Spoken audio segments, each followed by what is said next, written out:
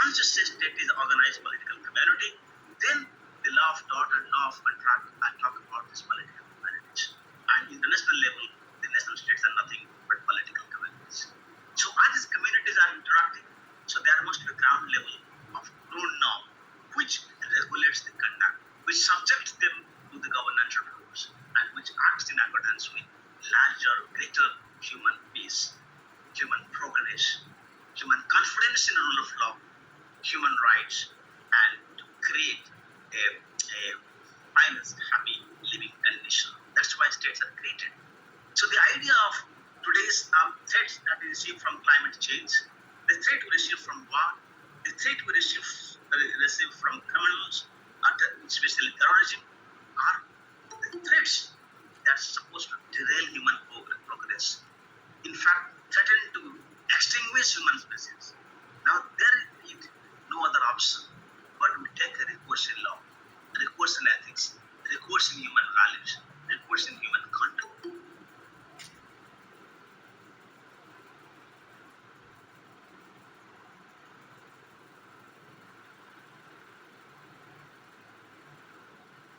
The human values which are essential for making them a true human being, a being that one development of not himself but all of others. And that is why in an Indian context we say we don't stay in alone. Human beings, one idea is that they always stay in group. That is why the development of culture is there, because culture cannot take place in one individual. Culture is a community concept, and human beings live in community. And without others, even there are differences, even there are disagreements, even there are difficulties, we need to understand, we need to tolerate, we need to share, we need to care. These are essential human values which have also imbibed into the concept of law. And I would say, to end it off, I would say, in fact, the global human values, which comes from Indian culture. If you look at Indian culture, traditional Indian culture, knowledge tradition, and it says, Sarve bhavantu sukhina, sarve santu niramaya, sarve bhadrani pashyantu, mah kasthit bhagavin. It means all, everyone. Sarve bhavantu sukhina, everybody should be happy. So human happiness, and then Bhutan talks about gross domestic happiness. So you all need to be happy. Sarve bhavantu sukhina, sarve santu niramaya. Everybody should be. This is free, healthy. Now this concept of being healthy, is also talk about where? And that is what the principle of COVID in India. That we wanted not India to have COVID to have vaccine only. We want to share with all people, because everybody is our neighbor. And that is why the all universe, Vasudevam Kutumbakam, the entire world is in the universe is my family. So Sarve Bhavantu Sukhina, everybody should be happy. Sarve Santu Nirama, everybody should be healthy. And Sarve Bhadrani Pashyan, everybody see the good things, the beauty around us. So God has created the world. It's a beautiful world. It's a nice world. Even from space and cosmos it looks tiny. But even this tiny, thousands of years of civilization has gone. For us, the most precious, most important, most beautiful world, and we need to preserve it. And if that is required for law, so be it. And if that is required the foundation of international law, so be it. And for that, the jurists, the practitioners, political thinkers have contributed significantly, and one of them happened to be Professor Patrick.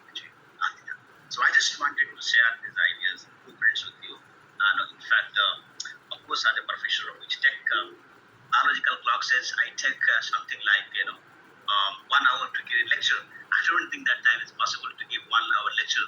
Otherwise, in biological clock says 1 hour lecture I should stop. But I would not have to listen to others, and I've taken some time. I think now for Jayshree not have a doubt that I have not done justice to my the task that she has given. Yes, Professor. Professor Tapan, can you hear us, Professor Tapan?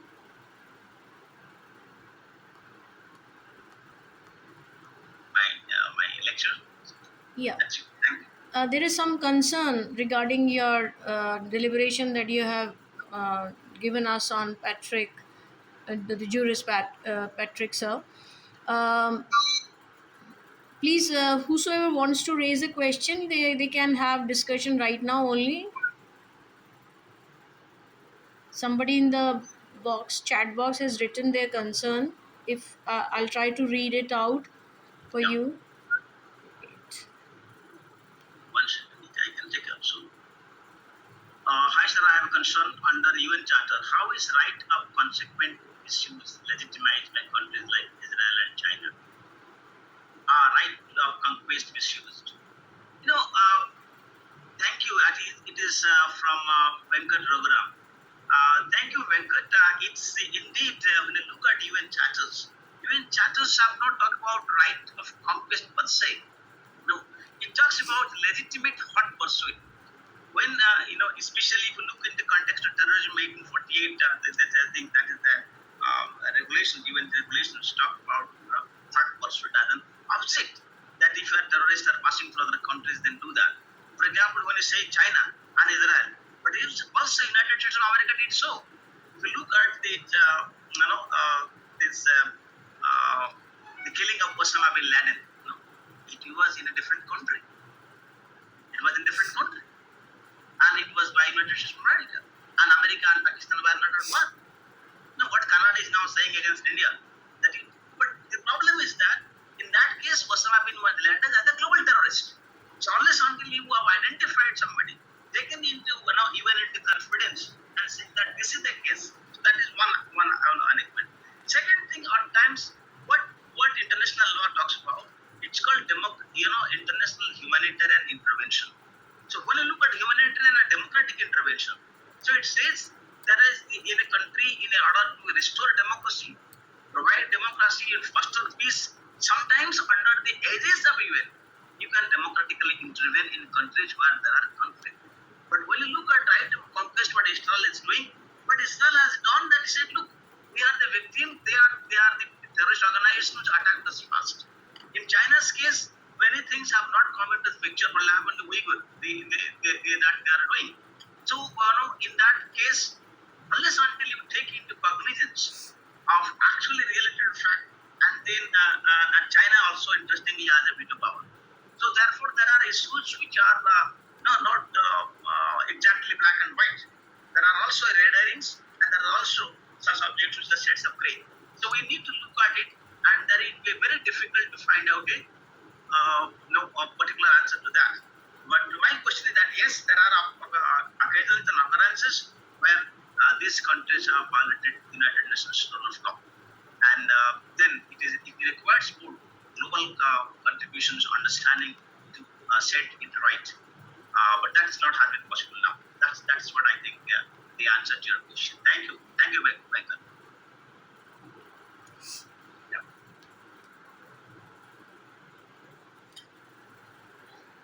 So there's one very just I got a click in my mind.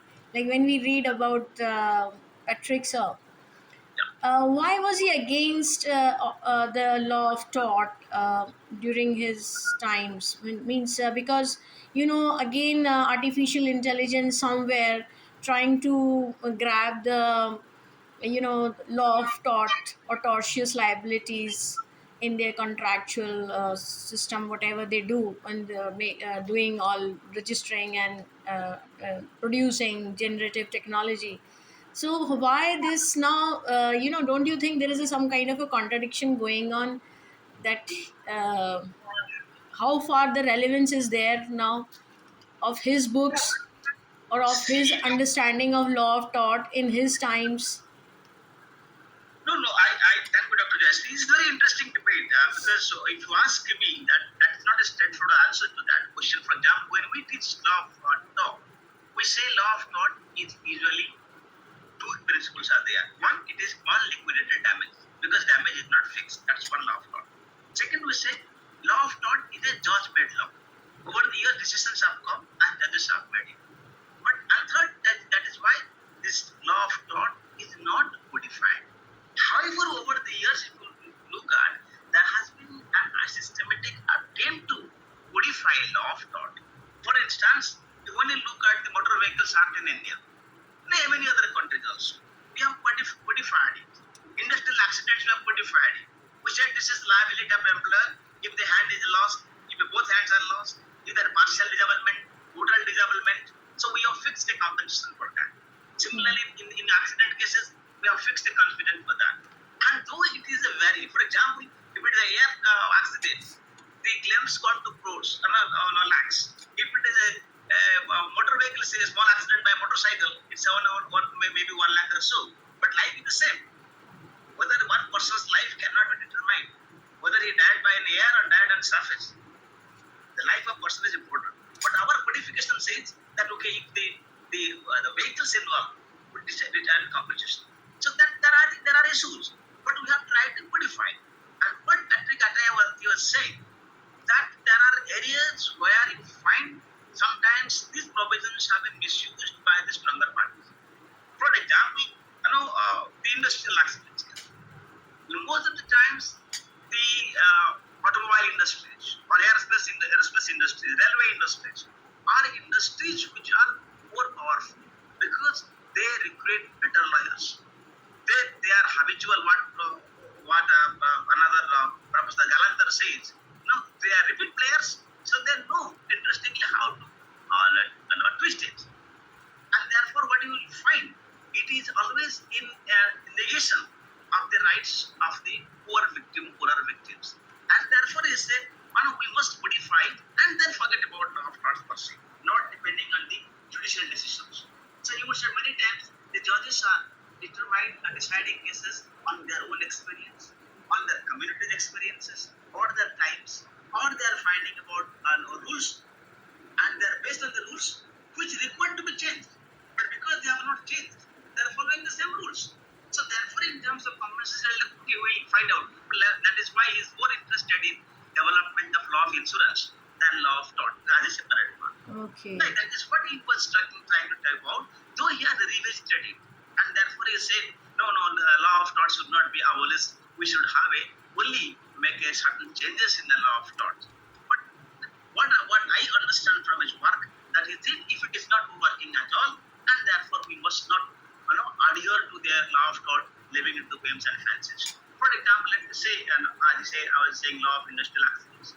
I will give a very old case. It is part of tort and part of contract also. It is called Farwell versus Worcestershire Railroad Corporation Limited. In this case, there was Farwell was an engineer who was working in Western and Worcestershire Railroad Corporation. So where he was working on the railway track, supervising railway track, and an empty wagon came and dashed against him in an accident. He lost both of his legs, and that was the employment. So he sued the railroad corporation, asking for the compensation. Now the company said, no, okay, we understand the accident, there should be compensation, but it is not entirely on us, and the company pleaded a principle which is called contributory negligence. A contributory negligence is a defensive tort. And then he said finally the case was settled and the person did not receive his due because contributory negligence was imposed. Now the thing is that because what the argument was that as an engineer he was sufficiently intelligent to know the dangers, and secondly as an engineer he was paid higher because there is a risk involved in the work. So therefore these things are there. They are mediating circumstances, and hence we cannot give him the full compensation as ordinary has happened. But most of the times these decisions are taken not because they are in accordance with the principal law, but because in accordance with the changing socio-legal context. So therefore he said most of the legal law theory taught are based on the principles rather than the practices. And he says that today as a moving society where more and more practices are important than principles, and because we continue to hold principles and not look at the practice, then that's the failure of the tort law system. And hence, we should discard altogether. Though I may say at that level it is called a principle called throwing the baby with the bathwater. But that argument he has accepted, and he has said, no, what my position was previously, I restate it and change it. And that is there lies his greatness also. Because normally, professors, authors, such as this do not accept their mistake. He did so, and by doing so, he has shown his both humility, and I also understand that humility is one of the core value of an intellectual. That that I hope I have able to answer that question, Dr. Singh. Thank you.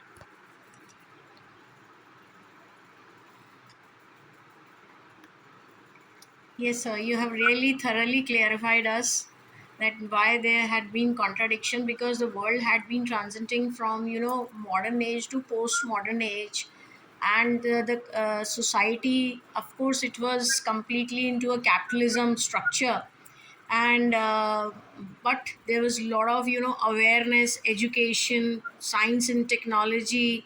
It was totally into, you may say, the sphere that was controlling everything through, even I think, through AI, etc.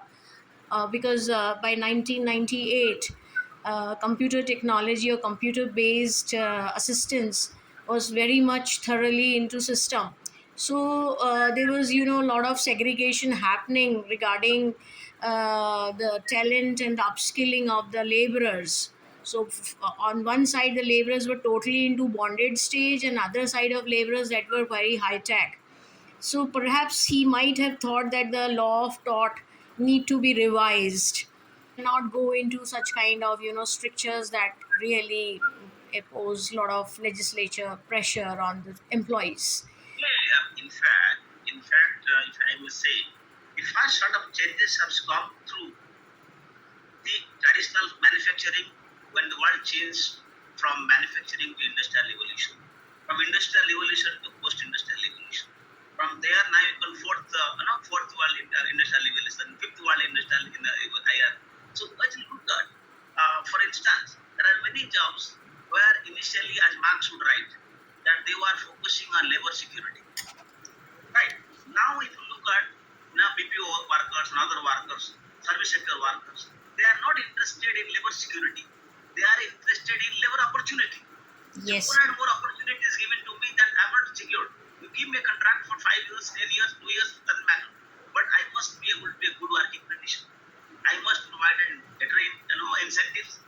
And that is what I need, because if I need value for my work. In fact, you give me fixed salary, I don't want that. I need a salary which is suitable to my contributions, which is also giving me more scope for my enhancement of my abilities. So therefore, the things are different. And of course, because of the industrial, many third and fourth industrial revolutions, many jobs have changed. For example, if I'm in India, I go to the petrol pump to for petrol. There is an attendant who put the petrol pump, who put the petrol in my car. But if I go to America, which they call gasoline, in the gasoline stops, there's no attendant. You just and there's nobody who give money. You just simply put your card, swipe your card, put it that's open your tank, and then and put oil and then go. So that means the job of an attendant is completely absent. So that job is taken away. Now think about today's in India. When we were students in the 90s. So one of the common sites in industrial complexes, roads, highways was the shop called STD ISD issue. Today you don't find any STD ISD issue shops. So that job is gone. Something has come. The technology will come. Artificial intelligence has done what is like contract. Many times you put a contract and then you find templates are there. Artificial intelligence make changes. ChatGPT make changes. So you probably make a much better contract than what an ordinary law student in ordinary college would have done. But there, these skills will work. But when the most human ingenuity is required, when human ethics are required, when human considerations are required, that is important. In fact, in Atia, in one is work in of notes, he talked about in contractors and taught the concept of consideration. He said, what is the role of consideration for past consideration, future consideration, and contract? I'm entering into considering something. So the consideration is an important part of contract. And he is trying to highlight how these considerations are relevant to the extent, how considerations are obtained, how negated by other things. So therefore, he has taken about smaller points and then expanded them to work. So that is what he is genius lies in it. Nobody talks about consideration because we think that is not important, or at least one article is enough. But he works significantly on those aspects which things are important part of consideration. Now, that argument cannot come with AI. That argument comes with that's a human mind. So in a sense, I am sure I'm thinking yes, AI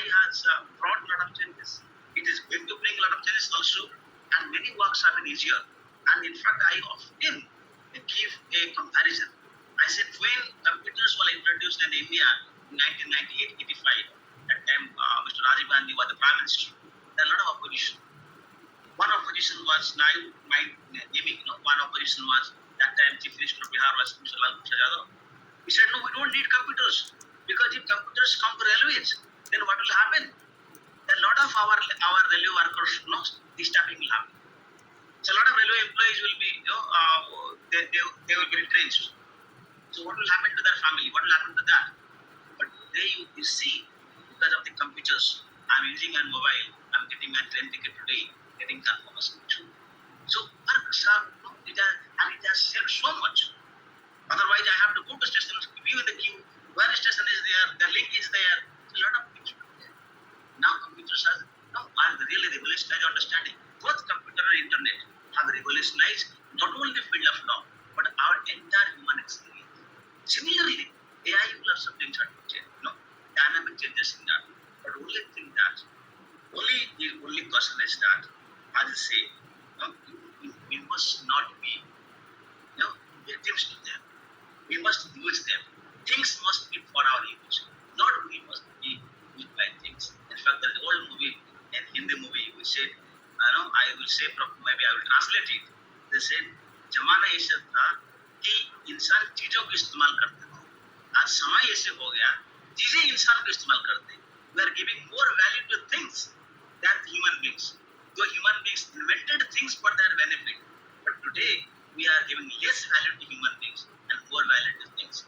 And nothing can be more pertinent. To give a recent example, a girl in Australia has spent 7 hours stuck in a crevice because she had lost her mobile.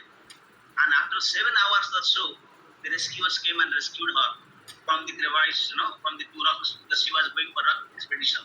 And she said, why did you put your life in trouble? Because I lost my mobile. I cannot live without mobile. And today, from our hospital beds side, nothing is more important than life, not even a mobile. But unfortunately, many of us have become victims to mobile than victims to human emotions. So we see less faces and more Facebooks. That's the problem with one way. So we see more likes in Facebook than a real like. So that is the problem of the technology. But that is what it's also benefit. Now the best human ingenuity is that making a considerate balance between the technology and human sensitivity. That's also a problem with AI. And I think as though Professor Ataya might not have visualized the importance the AI is coming, but he suddenly had the glimpse of that changing times. So he realized the changing times equal changing laws, and changing laws equal changing dynamics. And that's what the underlying assumption of his works were. Thank you. Thank you, sir, for such a strenuous, descriptive, hard work that you have given to your research and to your studies. It's really, I would like to read in short, very in short, the introduction of Professor Tapan Mohanty, because many of the attendees have joined late. Dr. Tapan R. Mohanty is the Dean, Distance Education Department, Center, and Professor of Sociology of Law. His doctoral dissertation titled Cultural Development and Entrepreneurship, a study of silk traders of Chanderi, is a treatise on exploration of the nuances of entrepreneurial dimensions of a traditional craft among the rural artisans of Madhya Pradesh, a community that consists of rural people.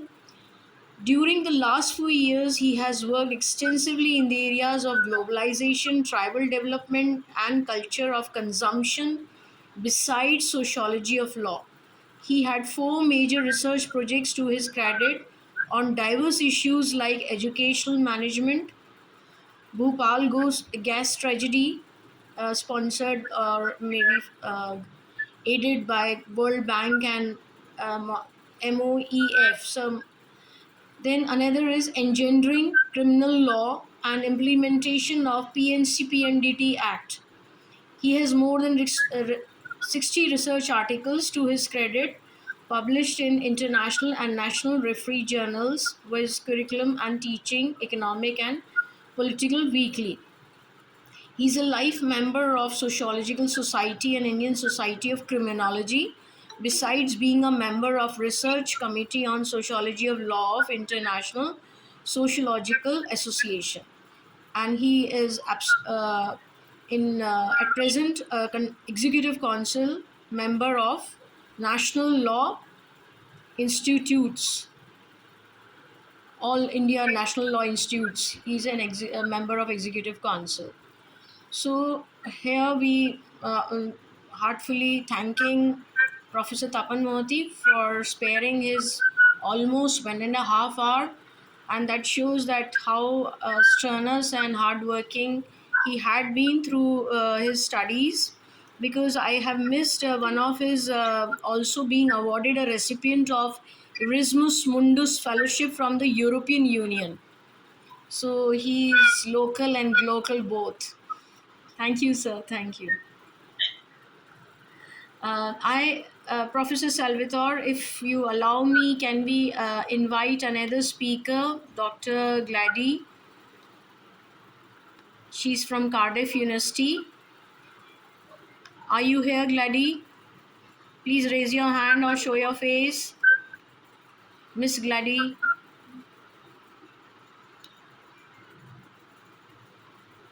Miss Glady Emmanuel, are you here?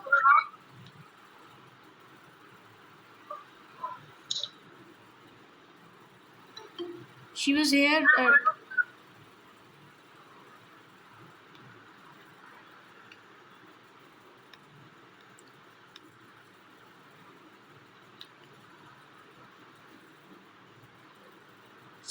Professor Tapan, could you see in the attendees list is Glady? One second, I think no, Glady is. Because I sent her a chat message that we will allow you to speak to No, the. she's not there. No, she's not there. She is not there. That is, Emmanuel is there, but I think she is. I know she has muted herself. So, she's in the list. She's there. Please ask her to turn on her camera, unmute herself. Yes, I'm here. Yes, Glady. Good afternoon. Good afternoon. Good afternoon, Glady. Please. Now she's back. So we have we have amongst us Glady Emmanuel. She's from Cardiff University, a recipient of community activist award through the same university from where she has been LLM passed, and also she did her bachelor of LLB. And then she has been a very thorough activist concerning human rights. Now we have to listen from her that what is her area of human rights activism and how she want to throw light on the aspect of role of judiciary if it is in denial with regard to many aspects of humanitarian laws or humanitarian aspects. So I invite on the floor Dr. Glady Manuel. Could you speak some of more of your introduction to us? Please be on screen.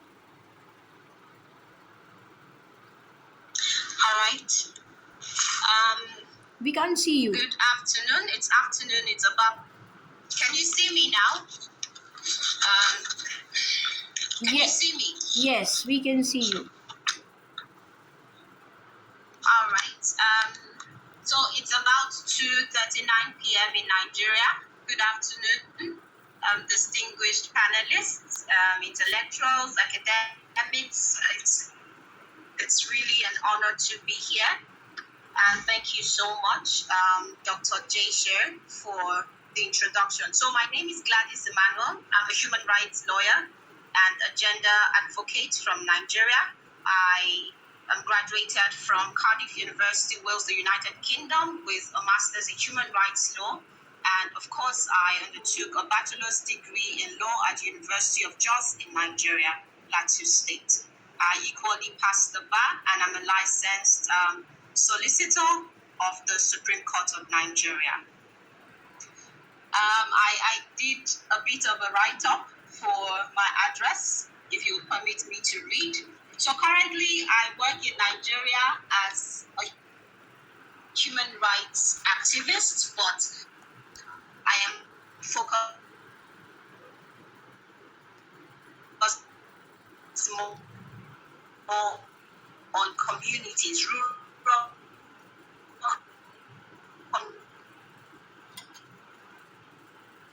communities in Nigeria, because that is where we have a large amount of human rights violation in the country.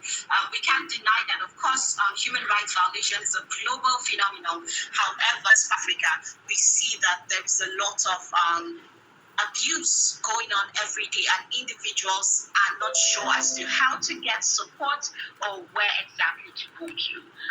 So I'll just do a bit of a read from the address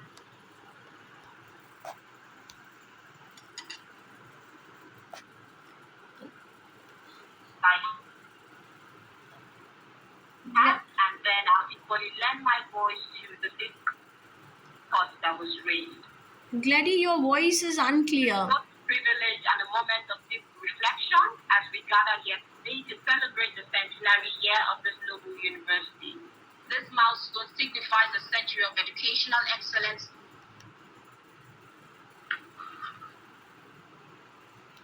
Can you hear me now? Is it clear? There's a big flash of light on your head, and that is, glaring on our screen because it's at the back of your head. The big flash of light, that is at your back. And all right, I hope. Yes, now it is very clear. Very nice. Very nice. Thank you. Apologies, please. Good. Continue, please. So I'll take that again. It's both a privilege and a moment of as we gather here today to celebrate the centenary year of this noble university. This milestone signifies a century of educational excellence, a journey of nurturing minds, shaping futures, and contributing to society through the power of knowledge. In marking this occasion, it is fitting that we reflect on the life and work of one of India's most distinguished legal minds, Justice Fackwit, known for his groundbreaking contribution to advancing human rights and access to justice. His legacy is one that continues to resonate deeply, not only within the Indian judiciary, but globally. He is perhaps best remembered for his pioneering role in establishing public interest litigation, PIL, in India, a tool that has empowered even the most marginalized voices to seek redress in court. His belief in the judiciary as a guardian of the Constitution and his commitment to justice, particularly for those who lack the means to access it, forever changed the landscape of legal advocacy, particularly for those who lack the means to access it.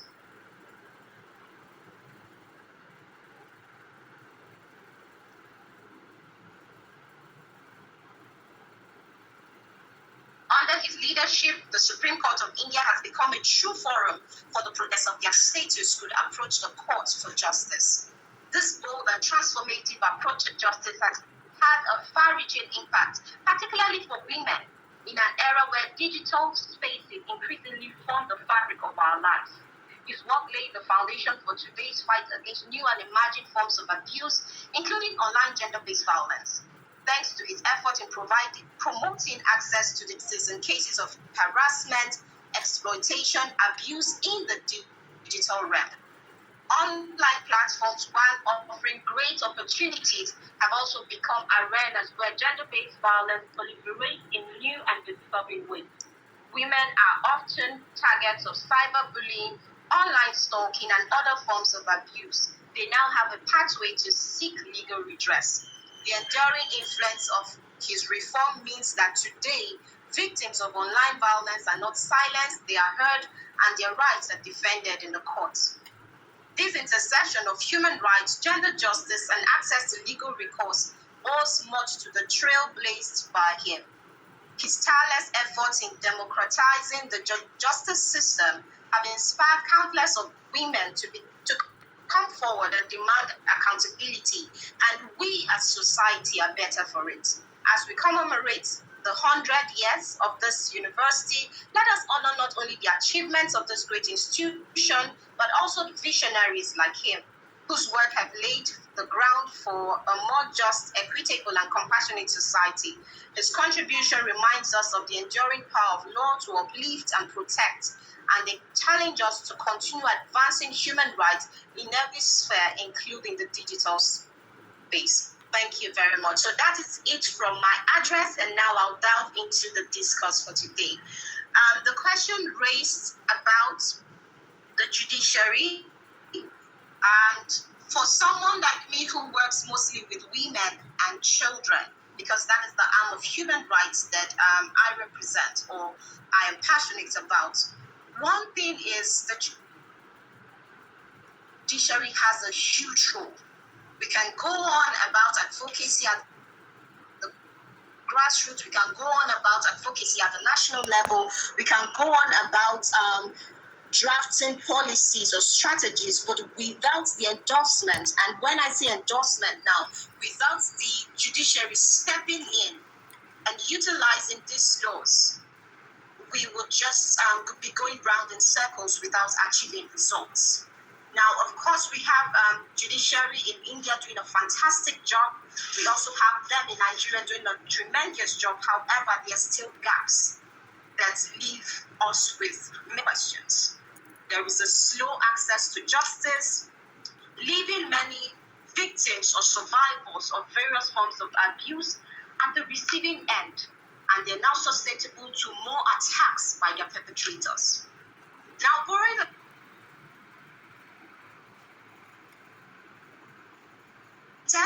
he talked at length about the United Nations of Not, but I agree with him more. They have done amazing work. Without them, we won't have the international treaties or legal instruments that we boast about. Now, coming from a country in Africa where there are lots of cultures that try to trample on the rights of persons, without distilling or getting some of these policies or laws from the United Nations, such as the United Nations Convention for the Rights of the Child, such as the Convention for the Elimination of All Forms of Discrimination Against Women, such as CEDAW, or the UNCRPD for Persons with Disability, most of these categories of persons would not be able to seek legal redress. Most of them will not be able to get the support that they need. So it is indeed the efforts made by the United Nations that has formed the foundation for which many are able to accept justice and enforce it. Although we plead for more implementation of laws, because that will go a long way to be able to rid our society of various forms of abuse, but the United Nations have done a tremendous job towards ensuring that the rights of persons are advanced, promoted, and protected. Thank you very much. If you have any more questions for me, I'm more than happy to respond to them. Thank you.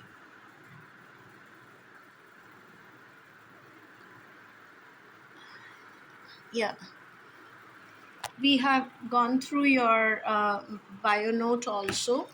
Would we like to read something about you, that how you have been a wonderful. Dr. Singh, please unmute yourself.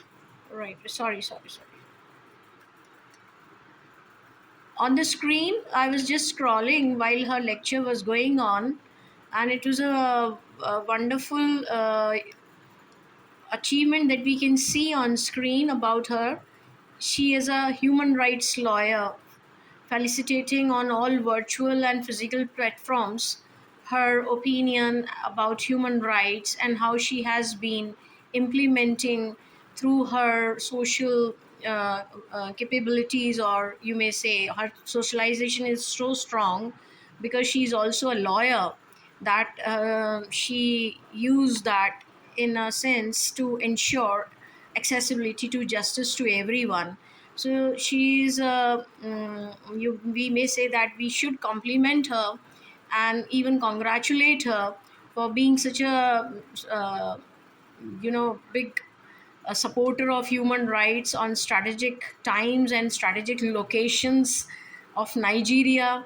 It's quite difficult that in such community you have given such a wonderful contribution to your society. Our question first, I will leave to chair if anything he wants to say. And from audience also, if you have any questions, then in the last I'll ask a question.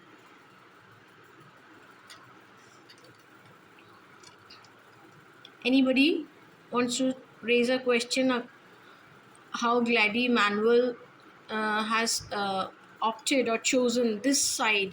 Because there are two different fields. One is academic field and another is completely a social capacity building activity. So how you spare your precious time for both the things? Glady, can you hear us?